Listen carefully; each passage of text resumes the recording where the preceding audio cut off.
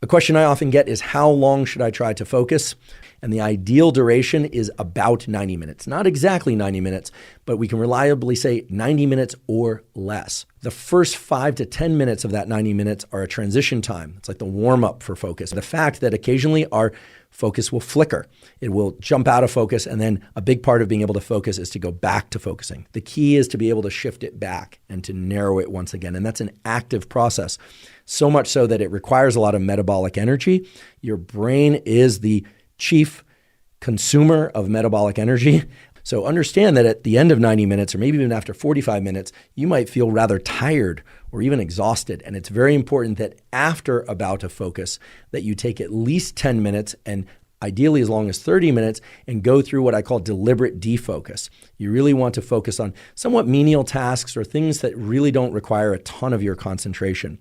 And I should mention, by the way, this is a particular annoyance of mine. Have you noticed that wait times for restrooms in public places has increased substantially in the last 10 years?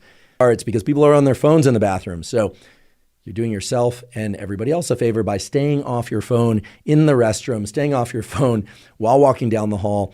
Try and give yourself some time to deliberately decompress, to let your mental states idle, to not be focused on any one thing. That period of idling is essential for your ability to focus, much in the same way that rest between sets of resistance training or rest between exercise is vital to being able to focus and perform during the actual sets or during the actual bouts of running or cycling or whatever your particular form of exercise might be.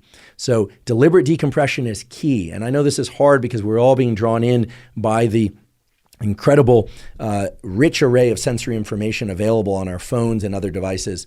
But I can't emphasize this enough. Our ability to focus is not just related to what happens during the entry and movement through those focus bouts, but after those focus bouts, we really need to deliberately decompress. And of course, the ultimate decompress, the time in which we are not directing our thinking and our action, is during sleep. And so it's no wonder, or I should say it holds together logically, that deep, long-lasting duration of not controlling where our mind is at is in fact the ultimate form of restoration, even if we have very intense dreams. You're just done with it, set it down and go do something for maybe 5, 10, maybe even 30 minutes that is functional for your day, right? Just not just walking around in circles or staring up at the sky, although if you can do that, do that. But most of us have other things to do, but do things that are rather automatic or reflexive for you, and try not to do any focused reading. Try not to bring your vision into a tight location, such as your phone, and try and deliberately decompress, because that will allow you to drop into intense bouts of focus again, repeatedly and repeatedly throughout the day.